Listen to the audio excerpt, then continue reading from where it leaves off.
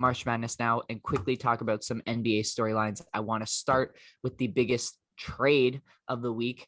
PJ Tucker, Rodion Krooks, and a second round pick heading from Houston to the Milwaukee Bucks for the DJ Bros, Augustine and Wilson, a 2023 unprotected first round pick and a 2021 second round pick that converts to a first round pick if it does not finish between 1 and 9. So it feels like that's going to be another 2021. That's going to be another first round pick because there's no way the Bucks are finishing in the bottom 9.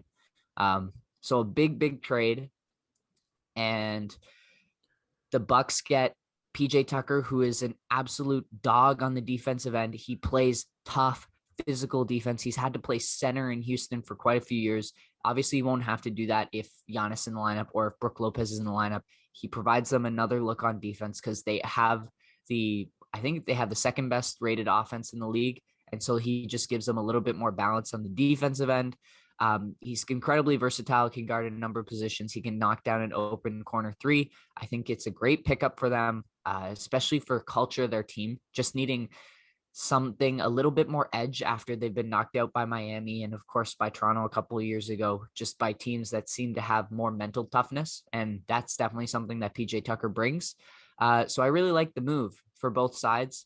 Houston picks up most likely 2 more first round picks. They're going to be late, but you never know about that 2023 one. So if they can get that unprotected, I'm sure they were very happy about that.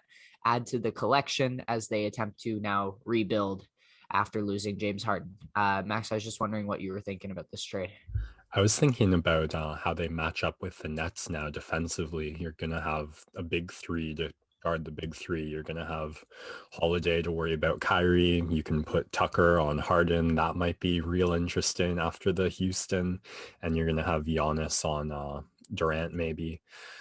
So I like it in terms of that. I feel like now, especially with the versatility you mentioned Tucker brings, they really have to feel comfortable being able to cover at least 2 star players, 1 through 5, coming from any given lineup. And if you've got the second best rated offense in the league, another guy to put away those corner threes never hurts. So it's kind of funny because it seems like they gave up so much on paper for not that much on paper. And then if it all works out, this is an amazing trade for them, but it is worth mentioning Tucker on a bit of, or not having his best year, I thought. So it'll be interesting to see how much team culture plays into that. Like, is it just a matter of being on such a abysmal Rockets team, and then when you put a guy like that on a successful Bucks team, does it just rejuvenate, turn around? Yeah, I think he's probably got 1 or 2 more solid seasons left in him. I think it's definitely a product of just being on a Houston Rockets team that has just lost so many in a row.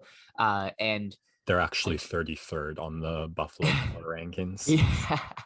And a guy who lost, he wanted to get moved.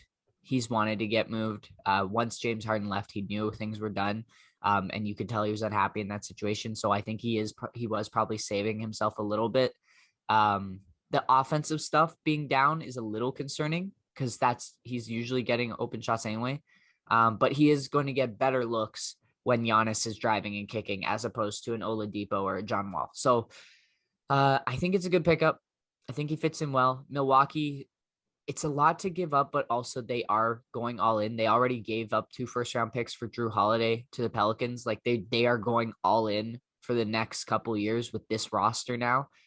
They might be in the market for 1 or 2 more buyout guys, but this is it. And so they've done their best now crafting this team around Giannis, and it's time to deliver. So it will be interesting to see how they perform over the next couple weeks. You did make a bit of an interesting face when I mentioned Tucker guarding Harden. I wanted to just circle back to your thoughts on that. Well, I think PJ Tucker, is designed a little bit more to guard bigger guys. I don't know if he has nearly enough foot speed to move side to side with Harden. I don't know if there's actually anyone in the league who could really guard Harden. Maybe obviously we make the memes about Luguentz Dort putting Harden in the torture chamber. That was a great matchup to watch, but really there's no stopping James Harden. You just want to contain him and make him a playmaker and keep him to the outside. Yeah, it will be interesting to see. Brooklyn just has like three basically unguardable guys, and Milwaukee, if you just have a couple guys you can throw in front of them, they've got DiVincenzo, Connaughton, Holiday, of course. Middleton can play some defense. Yeah, just different guys you can try and throw and see what sticks. Just makes it a little bit better for them. I think Tucker's going to get some action guarding Durant for sure, in order to save some of Giannis on the defensive end. So we'll just see how the matchups go. They're going to integrate him slowly into the lineup, I imagine. But yeah, looking to see what happens down the line for Milwaukee.